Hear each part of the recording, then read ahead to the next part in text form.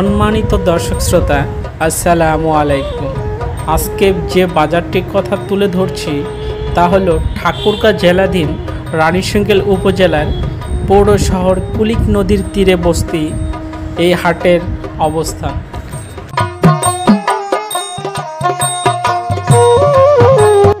যা জয়কালী বাজার নামেই পরিচিত।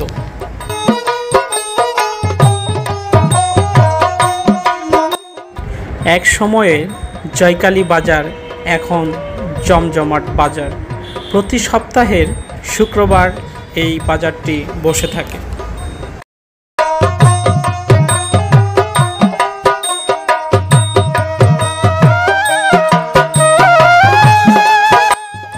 এই জয়কালী বাজারের বিশেষ আকর্ষণ হলো টাটকা শাকসবজি ও কুলিক নদীর দেশীয় মাছ।